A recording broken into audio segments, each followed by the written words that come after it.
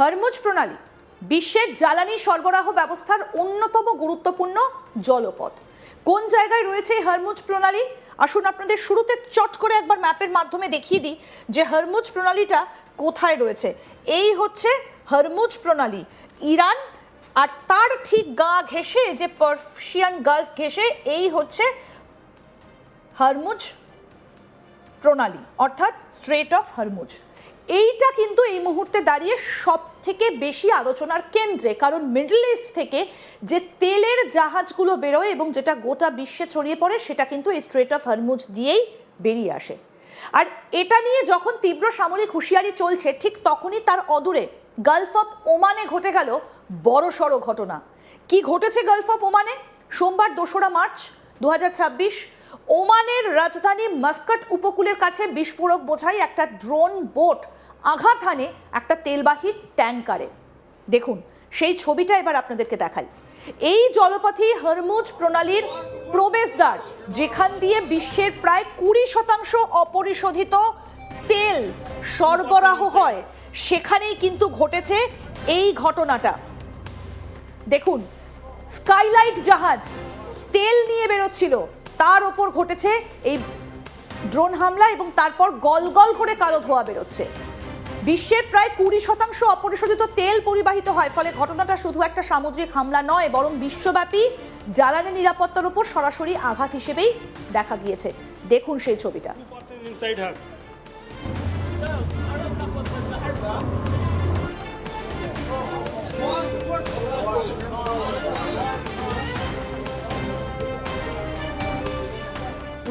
জাহাজটার নাম skylight. Martial আইল্যান্ডের পতাকাবাহী এই তেলবাহী ট্যাঙ্কারে বিভিন্ন দেশের নাবিক কর্মরত ছিলেন। বিস্ফোরণে গুরুতর জখম হয়ে এক নাবিক প্রয়াত হয়েছেন বলে জানতে পারা যাচ্ছে। ইরানের ইসলামিক রেভলিউশনারি গার্ড কর্পসের শীর্ষ উপদেষ্টা ইব্রাহিম জাবারি ঘোষণা করেছেন হরমুজ প্রণালী বন্ধ, কেউ যদি পেরোনোর চেষ্টা করে সেই জাহাজে আগুন ধরিয়ে দেওয়া হবে। কি বলেছেন তিনি আসুন শোনাই আগে আপনাদের। Iran's Islamic Revolutionary Guard Corps Navy.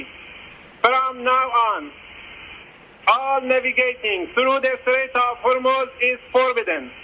No ship in every type is not allowed to pass from the Strait of Hormuz till next notice. This is Sepah Navy out. এবার আসুন একটু ম্যাপের মধ্যে দিয়ে আপনাদেরকে বোঝানোর চেষ্টা করি যে হরমুজ প্রণালী কোথায় রয়েছে, কিভাবে কোন দিক দিয়ে তেল বেরিয়ে আসে এই হরমুজ প্রণালী বা স্ট্রেট অফ হরমুজ দিয়ে। এই মুহূর্তে আপনাদেরকে দেখাবো এই হচ্ছে ইরান। নিশ্চয়ই আপনারা বুঝতে পারছেন যে এই হচ্ছে ইরান। আপনাদেরকে শুরুতে একটু বলি যে বিশ্বে মিডল ইস্টের কোন কোন দেশগুলো তেল উৎপাদন করে। কোন কোন দেশগুলো? এই যে দেখুন এখানে রয়েছে ইরান, মানে যে দেশগুলো অয়েল কান্ট্রি। তারপরে আর কি কি রয়েছে? এই যে কুয়েত রয়েছে, কাতার রয়েছে, ওমান রয়েছে, এই জায়গাগুলো। এবং আরও কিছুটা তেল কোথা থেকে আসে? আমরা যদি একটু ওপরের দিকে উঠি, তেল উৎপাদনকারী দেশগুলো আমরা যদি আরেকটু আপনাদেরকে দেখাই, তাহলে বিষয়টা কিন্তু একদম পরিষ্কার হয়ে যাবে যে কোন কোন জায়গা থেকে তেল উৎপন্ন হয়। আমরা যদি একটু ওপরের দিকে উঠি তাহলে রয়েছে রাশিয়া। রাশিয়া থেকেও কিন্তু একটা বিপুল পরিমাণ তেল উৎপন্ন হয়।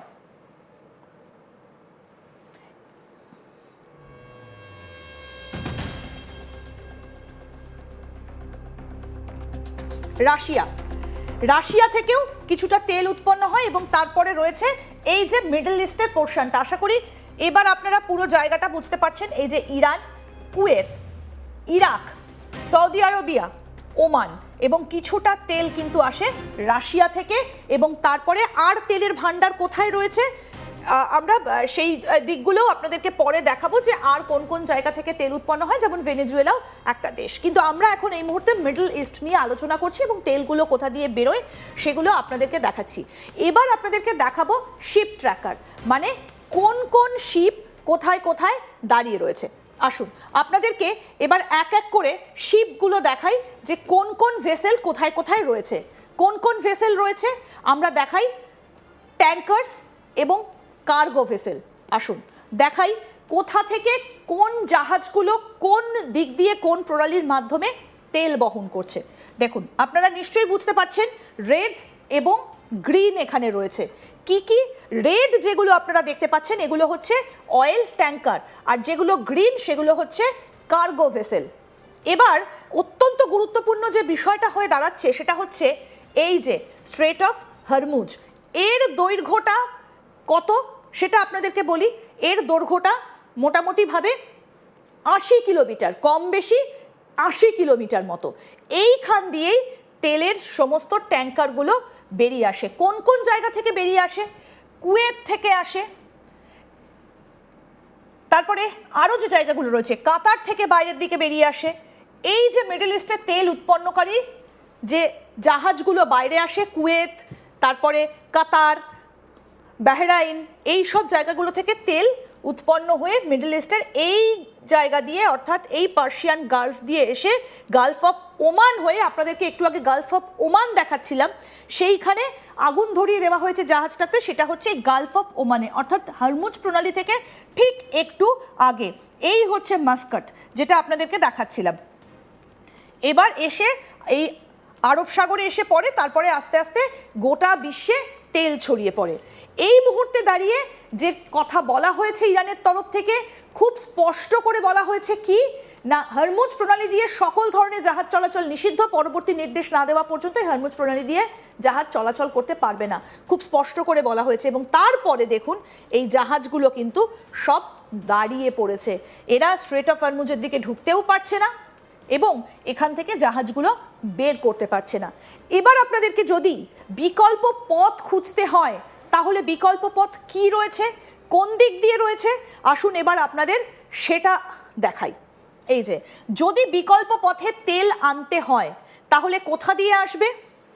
বিকল্প পথ হচ্ছে এই হচ্ছে সেই বিকল্প পথ, রেড সি। এই রেড সি দিয়ে একটা বিকল্প পথ রয়েছে। কিভাবে রেড সি দিয়ে এই বিকল্প পথ ধরে বেরোবে সেইটা করতে গেলে আপনাদের আসতে হবে হচ্ছে সুয়েজ ক্যানেলে। কোন পথে আসবে সেটাও কিন্তু অনেকটা ঘুর পথে। এই সুয়েজ ক্যানেল দিয়ে এসে সেটাকে গিয়ে পড়তে হবে মেডিটেরিয়ান সি, ভূমধ্য সাগরে এসে পড়বে। এই যে সুয়েজ ক্যানেল,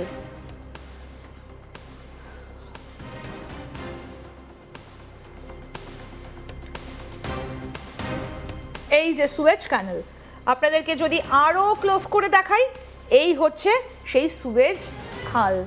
ক্যানেল খুব সরু এবং এখান দিয়ে যদি কোনো অয়েল ট্যাঙ্কার পাস করে তার অনেকটা সময় লেগে যাবে। অর্থাৎ বিকল্প পথ রয়েছে কিন্তু সেই বিকল্প পথে এগোনো অত্যন্ত কষ্ট সাপেক্ষ। অর্থাৎ মিডল ইস্ট থেকে যদি তেল আসে এই যে সুয়েজ ক্যানেল ব্যবহার করে, তারপরে সেটাকে এই পথে গিয়ে পড়তে হবে ভূমধ্য সাগরে। তারপরে ভূমধ্য সাগর থেকেও যদি আপনাদের বেরিয়ে আসতে হয়, কোন দিক দিয়ে বেরোবে? ভূমধ্য সাগর দিয়ে। এই ভূমধ্য সাগর আপনারা দেখতে পাচ্ছেন এই মুহূর্তে মেডিটেরিয়ান সি, ভূমধ্য সাগর পেরিয়ে তারপরে এসে পড়বে এই যে এই পথে। ভূমধ্য সাগর পেরিয়ে তাকে এসে পড়তে হবে এই সাউথ আটলান্টিক ওশিয়ানে, অর্থাৎ যে পথ ধরে এগিয়েছিলেন ভাস্কো ডা গামা, এবং তারপর এই সাউথ আটলান্টিক ওশিয়ানটা পুরোটা পেরিয়ে এসে তারপরে ইন্ডিয়ান ওশান অর্থাৎ এই যে ভারত মহাসাগরীয় অঞ্চল সেখানে আসতে হবে। পুরো সাউথ প্যাসিফিক ওশিয়ান ঘুরে তাকে আসতে হবে এই পথে। অর্থাৎ অনেকটা পথ, যে পথ ধরে ভাস্কো ডা গামা পেরিয়েছিলেন সেই পথ ধরে তাকে আসতে হবে। অর্থাৎ যদি এই স্ট্রেট অফ হরমুজ না খোলা হয় তাহলে ভাবতেই পারছেন যে কি পরিস্থিতি সৃষ্টি হতে পারে। অর্থাৎ এই যে এই স্ট্রেট অফ হরমুজের ওপর এই মুহূর্তে ট্রাফিক জ্যাম আপনাদেরকে দেখালাম, ট্যাঙ্কার এবং কার্গো শিপ সেগুলো এখানে দাঁড়িয়ে আছে, ঢুকছে না, বেরোচ্ছে না। এবার রাশিয়া থেকে তেল আসবে কোন পথে আপনাদেরকে সেটাও একটুখানি দেখিয়ে দিই। তেল উৎপন্ন করা বিশ্বের আরও একটা দেশ হচ্ছে রাশিয়া। রাশিয়া থেকে আসতে গেলে পথ কোনটা? রাশিয়া থেকে বেরিয়ে এই যে ব্ল্যাক সি, এই পথ ধরে তাকে বেরোতে হবে। অর্থাৎ স্ট্রেট অফ হরমুজ বা হরমুজ প্রণালী এই মুহূর্তে দাঁড়িয়ে একটা অত্যন্ত গুরুত্বপূর্ণ বিষয়। যদি তা খোলা না হয় তাহলে প্রেশার পড়বে কোথায়? সুয়েজ ক্যানেল, এবং তারপরে রয়েছে মেডিটেরিয়ান সি পেরিয়ে তাকে আসতে হবে এই পথে, অর্থাৎ ভাস্কো ডা গামা যে পথে এসেছিলেন সেই পথ পেরিয়ে সাউথ আটলান্টিক ওশিয়ান, যেখান থেকে প্রচণ্ড পরিমাণে একটা খারাপ রুট, সেই সময় কিন্তু বলা হতো প্রবল ঝড়ের সম্মুখীন হতে হয়েছিল। তারপরে গুড হোপে এসে মিশছে কোথায় না ভারত মহাসাগরে। এটা অনেকটা লং রুট, অনেকটা সময় সাপেক্ষ, অনেকটা খরচ সাপেক্ষ, যার ফলে তেলের দাম কিন্তু বাড়তে চলেছে, একথা কিন্তু বলাই যায়। আমাদের নজর থাকবে, সমস্ত আপডেট আপনাদের সামনে তুলে ধরবো। দেখতে থাকুন আজ তাক বাংলা, সাবস্ক্রাইব করুন।